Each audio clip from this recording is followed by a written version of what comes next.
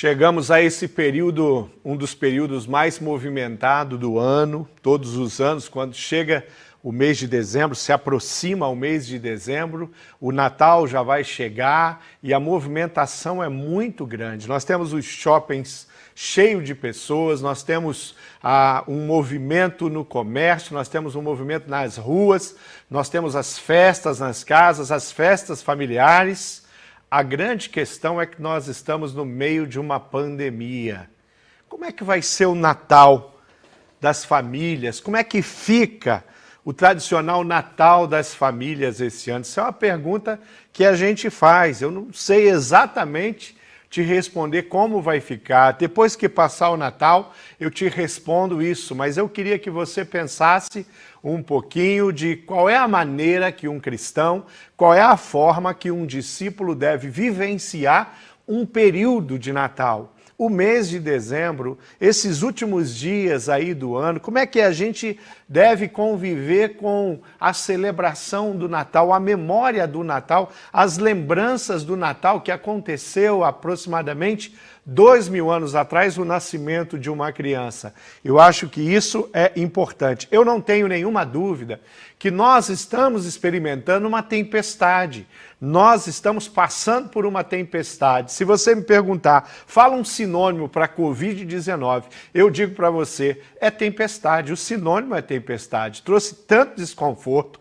Como pastor, eu tenho vivenciado isso constantemente, diariamente. Se tem uma coisa difícil é você estar ali lidando com uma, duas, mais famílias todos os dias, recebendo notícia, pessoas que estão na UTI, pessoas que o estado se agravou, pessoas que deixaram a UTI e foram para o quarto, pessoas que já estão deixando o hospital e cada um que deixa o hospital, aqueles que passaram alguns até meses dentro de uma UTI, nós celebramos, nós glorificamos a Deus e assim tem sido a nossa vida desde o início, desde o mês de março, em especial no Brasil, nós estamos experimentando. Como não chamar a pandemia do Covid-19 de tempestade? Como não ligar isso a uma tempestade? Você entende que você está passando, que nós estamos passando por uma grande tempestade? Você entende que existe uma pandemia que tomou conta de todas as nações, em que não há nação que é beneficiada de alguma forma? Todas estão lutando contra o mesmo vírus. Todas passam pelas mesmas dificuldades. As nações ricas estão com problemas ali com relação aos hospitais. As nações mais estruturadas estão com dificuldade também. A pandemia não deixou ninguém de fora. As famílias ricas, as famílias pobres, as pessoas da periferia, as pessoas do grande centro, do interior, todos estão vivendo sobre uma sombra que eu estou chamando de tempestade. E eu queria convidar você a caminhar comigo em um texto muito especial, que é o texto de Marcos 4, 35 e 41. Convido você a abrir a sua Bíblia aí, para a gente poder analisar um pouquinho esse texto. Aliás, quando nós falamos de tempestade, tem pelo menos duas tempestades registradas no mesmo livro, no livro de Marcos.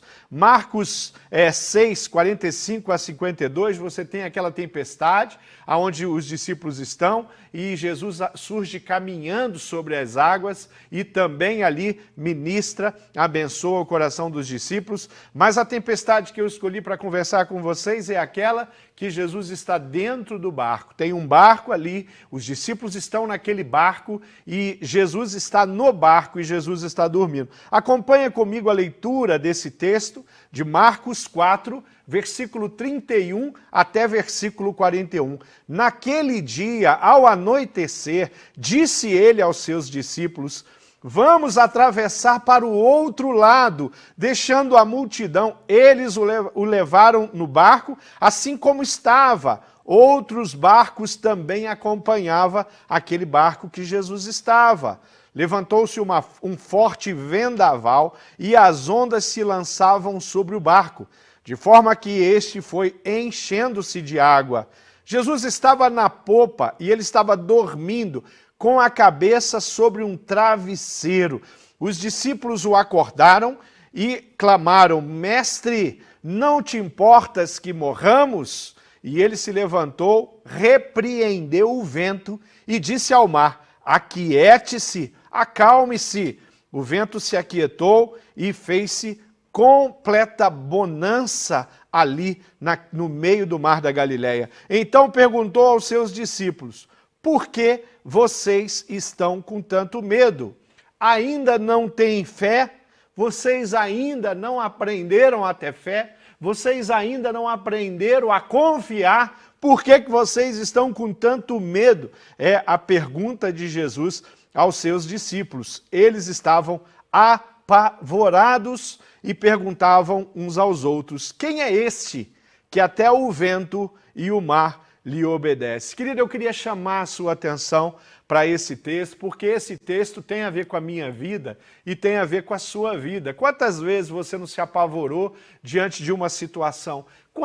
Quantas vezes você não perdeu o sono por alguma coisa que no outro dia virou fumaça, se tornou pequeno, mas durante aquela madrugada aquilo parecia uma tempestade, aquilo parecia um grande vendaval. Você perdeu uma noite de sono, você passou por dias de grande preocupação, você estava com medo de falar com o médico, você estava com medo de chegar na empresa onde trabalha, porque a possibilidade era de você perder o seu emprego, e assim a gente vai vivendo experiências no dia a dia que nos assusta. E quem é que está me ouvindo? Você que está me ouvindo no culto, você que está me ouvindo aí, quem sabe, no rádio do seu carro, você que está me ouvindo no seu smartphone, no seu celular, você que está na sua casa, num culto online, participando, e está ouvindo a minha mensagem, diga para mim, a pandemia do Covid-19 te assustou em algum momento? Em algum momento você ficou preocupado? Em algum momento você fez aquela pergunta assim: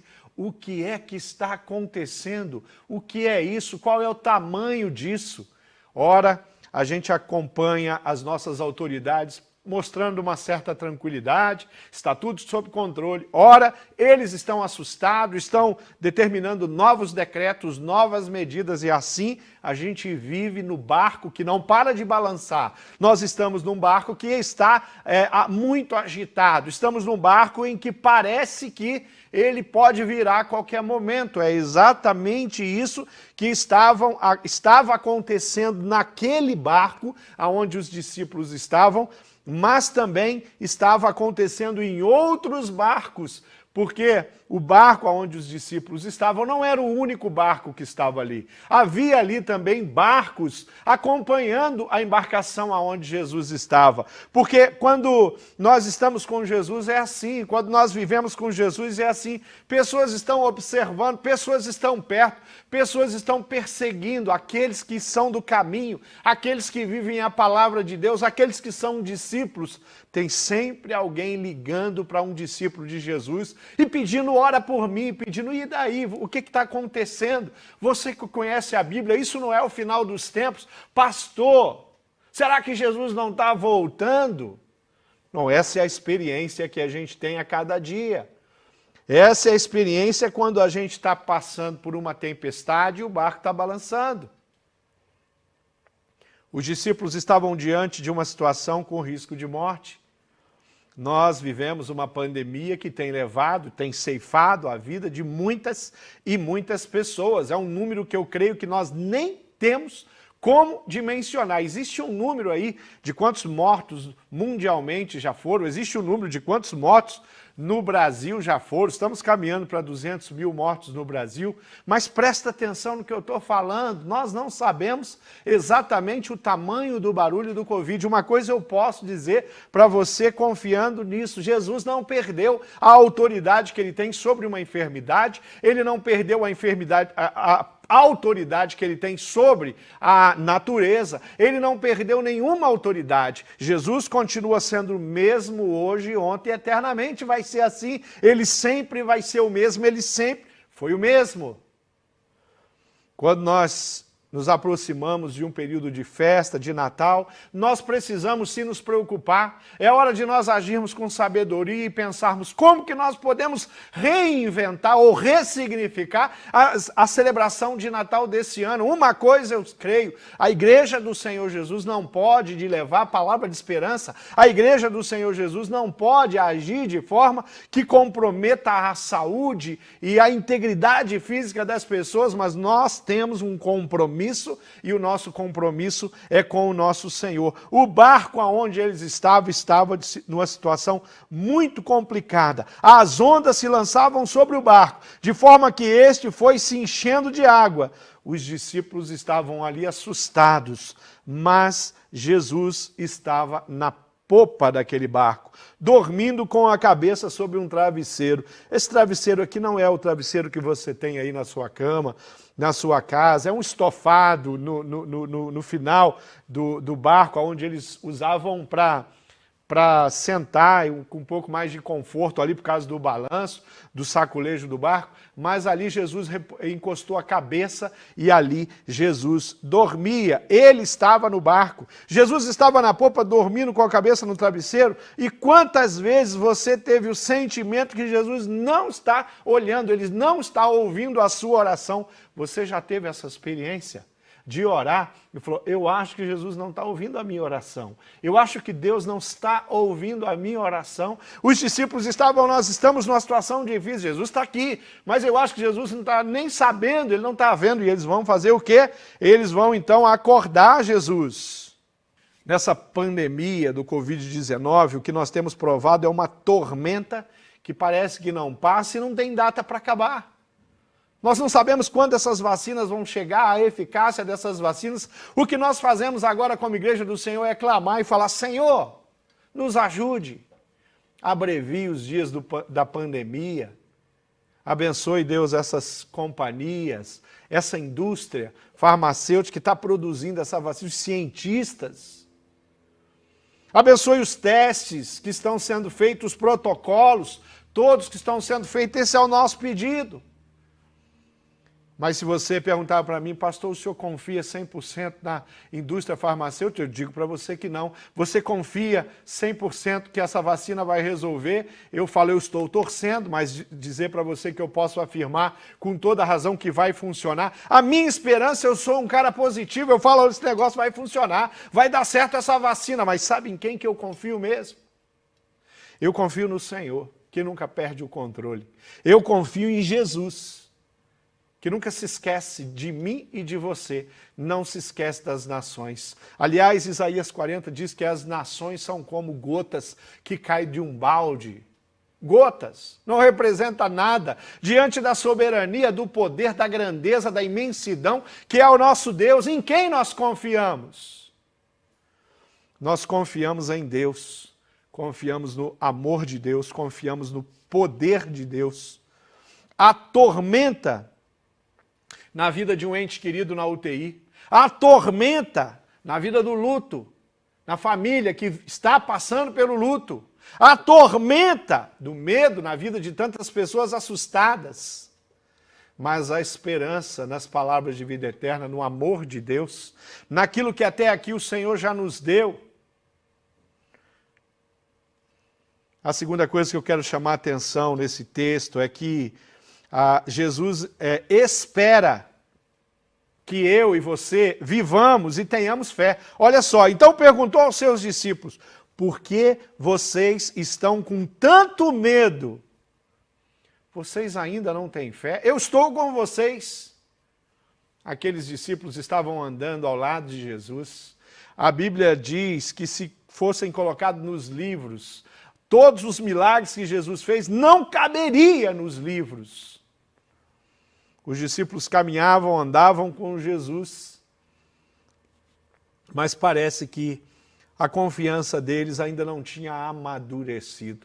A minha pergunta é se a sua confiança está madura, se você tem permitido a sua fé cristã, o seu conhecimento da palavra, o seu entendimento e, em especial, as experiências pessoais que você tem com Deus, fazer com que você prospere espiritualmente, prospere com o coração. Jesus se revelou de tantas maneiras através de milagres. Bom, eu dei no início da minha palavra 2 exemplos, 2 histórias, 2 testemunhos envolvendo o barco na tempestade. Em 2 tempestades, envolvendo o barco, envolvendo o mar da Galileia e envolvendo os discípulos do Senhor. 2 experiências. Ali, na tempestade, manifestou o poder sobre a natureza. O Senhor Jesus ordenando a natureza, para mar, para vento, e as coisas se acalmaram. No mesmo livro de Marcos, nós temos a história do Gadareno, aonde um endemoniado chega e ali, aquele endemoniado tinha muitos, uma legião de demônios no corpo de um homem franzino, um homem como eu e você, com um corpo físico como o nosso. E ali, Jesus vem e ele dá uma ordem. Ali manifestou o poder e a autoridade de Jesus sobre os espíritos das trevas. O Senhor tem poder sobre a natureza e tem poder sobre o espírito das trevas. Ele tem poder sobre os demônios, ele tem poder até mesmo com relação ao próprio Satanás. Quando Satanás esteve no deserto, o que Jesus fez foi uma palavra e falou: sai daqui, Satanás. Satanás teve que sair. Então a natureza, os espíritos imundos, a autoridade de Jesus é extraordinariamente grande.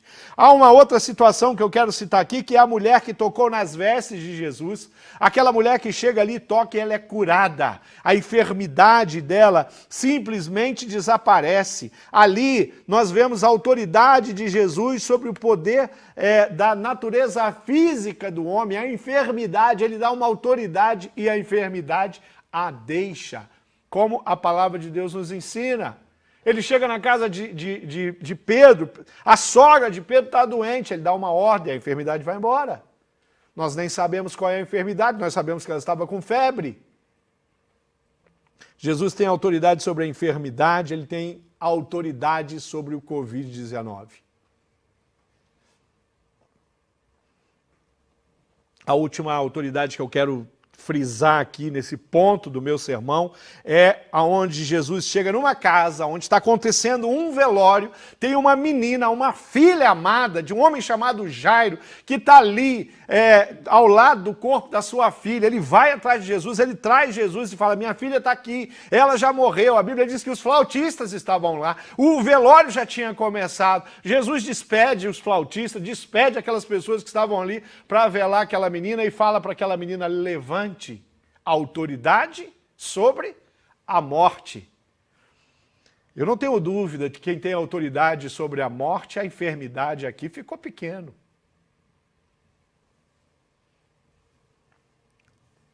Jesus chega diante de um túmulo e fala para um homem que está 4 dias morto: sai daí, vem para fora, meu amigo Lázaro. Vem aqui, eu estou aqui te esperando com as suas irmãs, com os seus amigos, com a sua família. Será que todos estavam ali do lado de Jesus com uma postura e falaram assim: bom, Jesus chegou, o Lázaro já está cheirando mal num túmulo, ele vai dar uma ordem, o Lázaro vai subir aquelas escadas ali e vai aparecer lá com as faixas. Talvez ali houvesse algumas pessoas: o que Jesus está falando? O que ele está fazendo? Alguém precisa avisar para ele que já tem 4 dias. A Organização Mundial da Saúde, a OMS, diz que 33% da população mundial sofre de ansiedade. O que é a ansiedade? A ansiedade nada mais é do que o medo antecipado de algo que pode acontecer. Eu estou ansioso porque eu posso ficar doente. Eu estou ansioso porque eu posso pegar Covid. Eu estou ansioso porque a minha família pode pegar Covid. Eu estou ansioso porque o Covid pode levar alguém da minha família. Eu estou ansioso porque a pandemia trouxe problemas e caos na minha vida profissional, no trabalho, nas empresas, nas indústrias. Eu não sei se tem alguma coisa que prejudica mais a sociedade hoje do que a ansiedade. porque a ansiedade também produz outras enfermidades. 1 João, capítulo 4, versículo 18, que diz que o verdadeiro amor lança fora o medo. O amor a Deus, o amor a si próprio, o amor verdadeiro, aquele amor que brota no meu coração, mas não vem do meu coração, ele vem do coração de Deus, ele lança fora o medo. É a confiança num Deus que é presente. Quando nós confiamos verdadeiramente em alguém, o nosso coração fica muito mais tranquilo. Eu não sei se você assistiu um filme, já faz alguns anos que eu assisti um filme chamado A Vida é Bela. E esse filme ele se passa num campo de concentração, onde tem um pai com o seu filhinho. E as coisas estão acontecendo, eles escutam bombardeios, eles estão vendo ali aonde chegam os guardas nazistas, pegam as pessoas com judiação, e em especial os judeus, e ele arrasta aquelas pessoas, e aquele pai ele cria todo um cenário de que tudo é uma grande brincadeira para o filho, e o filho acredita, ele está curtindo na brincadeira, ele está curtindo, olha, eles estão levando, eles vão se esconder, vamos procurar eles, vamos nos esconder aqui atrás, e vamos esconder atrás desse tonel. E aquela criança está toda empolgada brincando com seu pai, porque ela não tinha ideia do que estava acontecendo. Por quê? Porque ela confiava no pai dela. O pai dela estava falando que tudo era uma grande brincadeira. Aqueles soldados não são homens maus. Eles não estão maltratando de verdade. É tudo uma encenação. A situação no campo de concentração era realmente alguma coisa complicada. Mas aquele garotinho confiava no pai dele. A minha pergunta para você é a seguinte: você confia no pai? Você confia em Jesus? Você tem a atitude dos discípulos nesse episódio, ou você tem a atitude dos discípulos depois que eles aprenderam e que colocaram a vida deles em risco o tempo inteiro e que morreram pregando um evangelho que eles acreditavam, porque agora eles confiam 100% no Pai. Agora eles acreditam 100% em Jesus. Agora eles não estão mais ansiosos porque podem morrer. Eles estão, inclusive, preparados para morrer. Paulo fala isso em uma ocasião. Ele fala, eu estou preparado não só para levar uma surra lá em Jerusalém, mas também para morrer por amor a Jesus. Pedro e João, naquela ocasião onde eles foram presos, João faz uma declaração muito interessante ali, onde ele diz, olha, eu não sou digno nem mesmo de levar uma surra, nenhuma surra, em nome de Jesus. Por causa de Jesus eu merecia. Olha como mudou a atitude do coração dos discípulos. O último ensinamento que eu quero tirar desse texto é que a tempestade produz experiência e me torna mais forte. A pandemia do Covid-19 vai fazer de você uma pessoa com uma fé maior, se você está com a sua antena ligada, se você está em comunhão com o corpo, em comunhão com a palavra, se você tem comunhão com o Espírito de Deus, através da oração, do contato, você está entendendo aquilo que o Espírito Santo de Deus está direcionando. Você está ali no barco, o barco está balançando, mas no seu coração tem quietude. Foi Jesus quem levou os discípulos para o meio da tempestade. Você já parou e observou esse texto nesse sentido? Olha só, Jesus chega lá no início do texto, vamos atravessar para o outro lado. Eu quero que vocês tenham experiência. Eu quero que vocês subam um degrau. Eu quero que vocês vivam uma tempestade. Quem levou aqueles discípulos para a tempestade, para o meio do mar da Galileia, justamente aonde a tempestade surge? Isso era comum. Isso era corriqueiro no meio do mar da Galileia. O mar da Galileia não é uma lagoa, como a lagoa de um parque que você conhece na cidade. É uma lagoa de água doce, mas que tem 14 quilômetros para você atravessar de um lado para o outro. Aqui diz que eles estavam apavorados, olha aí na tua Bíblia, e perguntavam uns aos outros, quem é esse que até o vento obedece ele? Que até o mar obedece ele?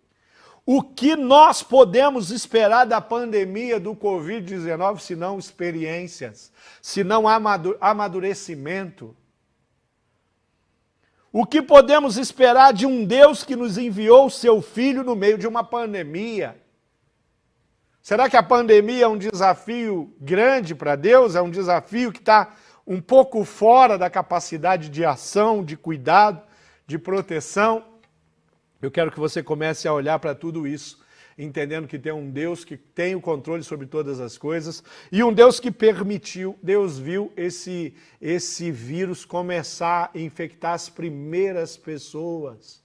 Nada acontece aqui na Terra, na minha vida, no planeta, no universo, sem que Deus não saiba o que está acontecendo. Nem um fio de cabelo cai da sua cabeça sem que Deus esteja ali observando, até mesmo sem que Ele permita. Porque tudo que nós conseguimos apalpar, enxergar, ver, entender, compreender, Deus tem o domínio e o controle sobre essas coisas. Qual é a minha missão diante de uma pandemia? E eu quero ser ainda mais objetivo. Qual é a minha missão diante da pandemia num período onde nós celebramos o Natal? Como é que nós vamos viver esse Natal? Não sei como que você vai administrar isso com a sua família. Eu espero que você ouça o conselho dos médicos. Eu espero que você ouça o conselho das secretarias, do Ministério da Saúde. Eu espero que você ouça o testemunho e até mesmo o conclame das pessoas que são especialistas nessa questão de infectologia. Mas eu espero que você continue testemunhando do amor de Deus e levantando a bandeira do cristianismo, porque tem muita gente que precisa provar do amor que eu provei e do amor que transformou a vida de tantas pessoas que eu conheço na minha família, na minha igreja, no meu país. Um Deus que teve misericórdia, que enviou seu Filho. O que é o Natal? Senão o nascimento de um bebê. Que bebê? O Filho de Deus. Natal é o nascimento de Jesus. O que nós fazemos no Natal? Nós celebramos, nós nos alegramos, nós vamos buscar na nossa memória tudo aquilo que aconteceu. Vamos buscar nos relatos da palavra a maneira como foi. Vamos novamente voltar a ler, conhecer, ouvir sobre Maria, sobre José, sobre os anjos. Tudo isso nós vamos fazer com todo o cuidado possível para que o período da pandemia, a época da pandemia, para quem sabe o Natal de 2021, as coisas estejam normalizadas, mas 2020 as coisas não estão normalizadas. 2020 nós estamos sob forte perigo, 2020 nós estamos vivendo um tempo de intensidade, mas o Senhor Jesus continua no barco. O que Jesus espera de você nessa pandemia? Qual é o projeto dele para a sua vida, para a sua família? Primeiro, ele quer que você acredite, que você tenha fé. Segundo, ele quer que você tenha prudência, que você mostre a sua sensibilidade para com essa situação e inclusive ajudando a proteger as pessoas que você tem acesso a elas, que estão próximas a você. Jesus quer disponibilidade sua para abençoar, para ministrar, para pregar um evangelho lindo, transformador, para consolar aqueles que precisam de consolo nesse momento e para continuar com o coração cheio de gratidão, porque um dia o Pai enviou o Filho, um menino nasceu e esse menino trouxe o que nós chamamos de esperança, e a esperança é o cerne, é aquilo que motiva a qualquer um de nós, é o alvo maior no coração de um cristão. Nós temos esperança e a nossa esperança está em Jesus Cristo, nosso Senhor e nosso Salvador. Querido, não cabe triunfalismo. Algumas pessoas querem dizer, eu sou blindado, o Covid-19, você encontra uma pessoa sem máscara. Alguém que se diz discípulo de Jesus, não cumprindo regras simples. Não, eu sou blindado, minha esposa está blindada, ela trabalha no hospital, mas está blindada, não está não. Não está blindada. Eu não estou blindado, você não está blindado. O que nós temos não é blindagem. Nós temos o poder de Deus que atua em nós. Nós temos o amor de Deus, nós temos sensibilidade, nós nos envolvemos sim. para abençoar. Nós clamamos pelos secretários de saúde, ministros, médicos, enfermeiros, gente que está enrolada até o pescoço com o Covid. Nós nos cuidamos, fazemos a nossa parte. E tudo que acontecer, seja uma enfermidade de Covid, na sua vida, na minha vida, vai acontecer debaixo da soberania, debaixo do controle de um Deus que te ama profundamente. Ninguém te ama mais do que o Deus Todo-Poderoso. Jesus falou, no mundo tereis aflições, mas tende bom ânimo, porque eu venci o mundo. João 16:33. Diz também Mateus 28:20, eis que estou convosco todos os dias até a consumação do século. Um Deus que caminha com a humanidade pelos desertos pelas quais ele passa. Um Deus que está ali sempre pronto a proteger. A morte não tem a última palavra na minha vida e na sua vida. A última palavra é do Senhor. O Covid não determina a minha morte, a sua morte, a morte de ninguém. Quem tem domínio e controle sobre a morte é o Senhor. Lamentações, capítulo 3, 21 diz, todavia, lembro-me também do que pode dar-me esperança. Usando linguagens mais antigas, quero trazer à memória aquilo que me dá esperança. Lembra da música dos anos 90, do Diante do Trono, Ana Paula Valadão cantando esse texto? Música que nós cantamos, uma música linda. Eu quero que você traga à memória aquilo que te dá esperança. Olha para o passado e veja um Deus abrindo o Mar Vermelho. Olha para o passado e veja o Rio Jordão, um rio corrente parando, as águas parando de correr. Olha para o passado e vê águas amargas de Mara sendo transformadas em água doce. Olha para o passado e vê um exército inteiro para esmagar o povo de Israel, padecer no meio do Mar Vermelho. Olhe para o passado da sua história, da sua família e comece a contemplar as coisas que Deus fez e passe pela pandemia com a fé estabelecida pela sua experiência. Passe pela pandemia com a fé estabelecida pelo amor que você tem pela palavra e por Jesus. E a minha oração é que Deus te abençoe. Eu quero fechar a minha palavra orando pela sua vida. Eu quero pedir que você entenda que na tempestade nós podemos testemunhar milagres. Na tempestade, coisas extraordinárias acontecem. Na tempestade, o mover e o agir de Deus acontece. No meio da tribulação, no meio da enfermidade, nós podemos contemplar o Deus que executa, um Deus que promove milagres que eu e você, que a medicina, que a OMS, que ninguém tem como estabelecer a não ser Cristo, Senhor Jesus, nosso Salvador, aquele que é digno de toda a honra e toda a glória.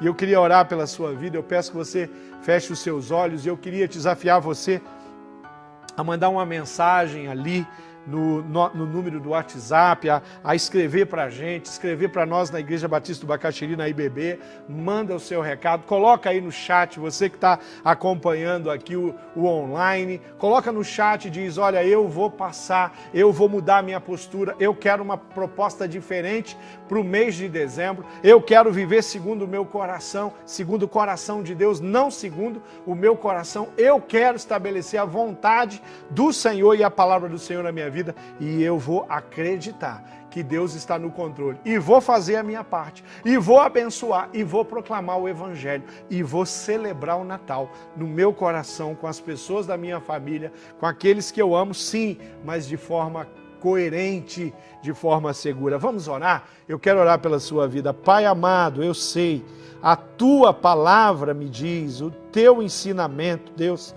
os teus mandamentos me dizem que o Senhor é um Deus presente, que o Senhor é aquele que nos abençoou nos momentos mais críticos e nos abençoa todos os dias e a cada manhã renova as suas misericórdias sobre cada um de nós. Eu quero orar pela tua igreja, eu quero orar pelas famílias, eu quero orar pela pessoa que está me ouvindo, independente da religião, independente da crença. Pedir que o Senhor tome conta do coração dessas pessoas e dê a ela um entendimento, independente do tamanho da crise, independente do tamanho do problema, o Senhor é presente, independente da qual seja a dificuldade que a pessoa está passando, o Senhor tem poder, o Senhor é aquele que faz, o Senhor é aquele que tem, sim, nas suas mãos a condição de estabelecer vitória na vida de qualquer pessoa. Nós não queremos confiar em ninguém além de Ti. E tudo que está aqui, Deus, debaixo do Teu olhar, debaixo da Tua mão protetora, nós clamamos pela Tua misericórdia. Cuida sim da pandemia, cuida sim dos médicos, cuida das famílias, cuida dos enlutados, cuida dos enfermos. Visita os hospitais, Pai.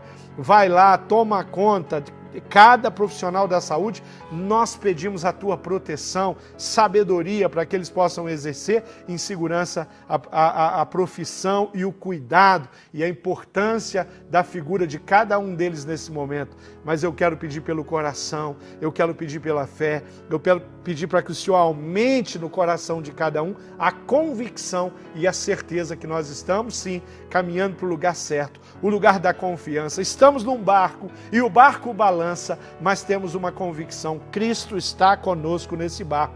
E nós oramos, e nós agradecemos, e nós reconhecemos Jesus como Senhor e Salvador absoluto das nossas vidas. E oramos em nome do Senhor Jesus. Amém.